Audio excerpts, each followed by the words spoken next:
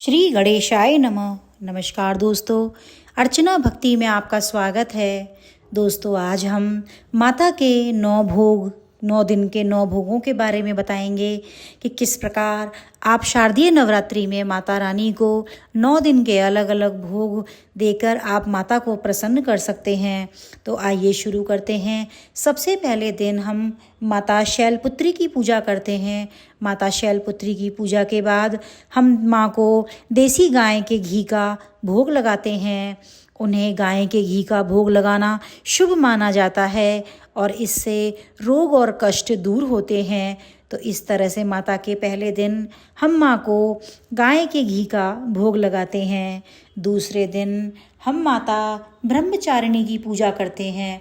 ब्रह्मचारिणी माता की पूजा के बाद हम उन्हें शक्कर का भोग लगाते हैं।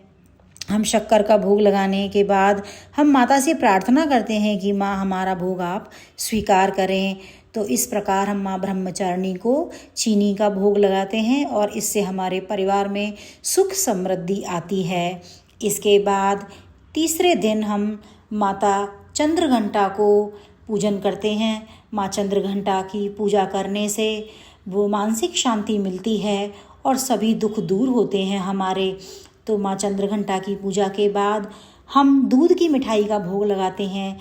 यहाँ पर मैंने दूध से घर में खीर बनाई है, तो मैं उसी का भोग माँ को लगाऊंगी। अगर आप चाहें तो माता रानी को पिगड़े या फिर दूध से बनी हुई किसी भी मिठाई का भोग लगा सकते हैं। मैं यहाँ पर माता को दूध की बनी खीर अर्पित करती हूँ और माँ से प्रार्थना करती हूँ कि हे माँ, हमारे भोग को आप स्वीकार करें। चौथा दिन माँ के लिए हम चौथे दिन माँ कुष्मांडा की पूजा करते हैं।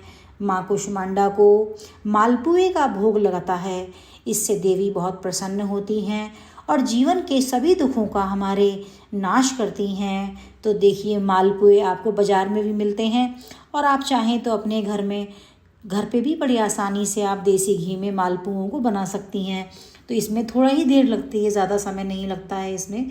अगर आपको ये नहीं बनाने आते हैं तो आप बाज़ार से भी माँ के लिए मालपुए ला सकती हैं। और इस प्रकार चौथे दिन हम माता को मालपुए का भोग लगाते हैं और माँ से प्रार्थना करते हैं कि हे माँ, हमारे भोग को आप स्वीकार करें।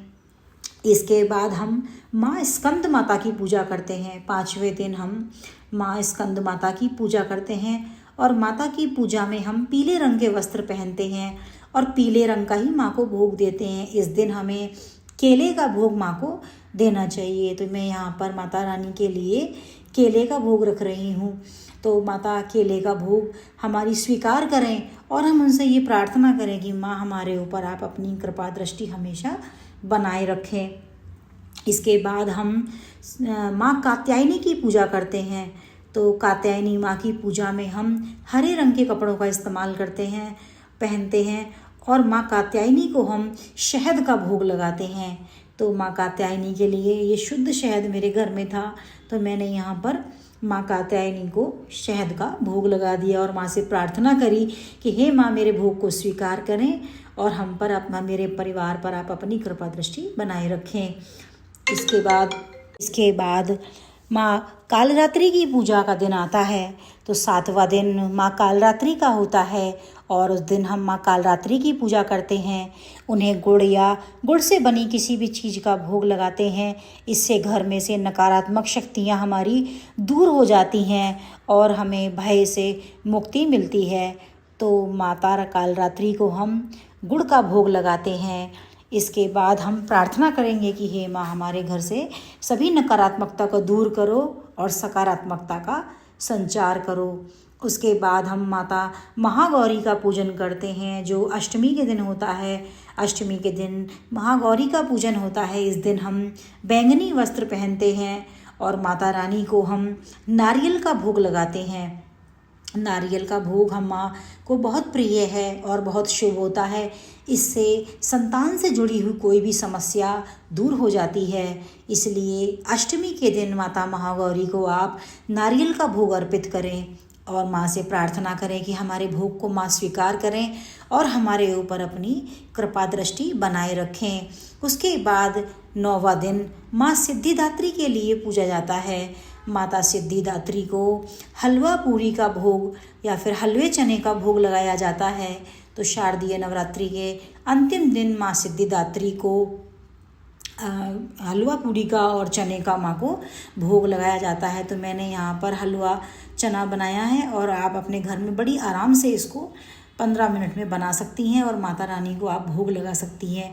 और इसके बाद ही हम माता रानी के पूजा करने के बाद, भोग लगाने के बाद हम माँ से प्रार्थना करते हैं कि हे माँ, हमने आपको 9 दिन पूजा करी, 9 दिन आपके व्रत किए, इसका हमें आप सकारात्मक हमें परिणाम देना और हमारी मनोकामनाओं को पूर्ण करना। और इस प्रकार हम 9वें दिन 9वां भोग लगाकर हम कन्याओं का पूजन करते हैं। कन्याओं के पूजन के लिए आपको सभी आवश्यक जानकारी हम दूसरे वीडियो में देंगे, पर यहाँ पर हम 9 दिन के भोग को हम यहाँ पे ख़त्म करते हैं। जय माता दी।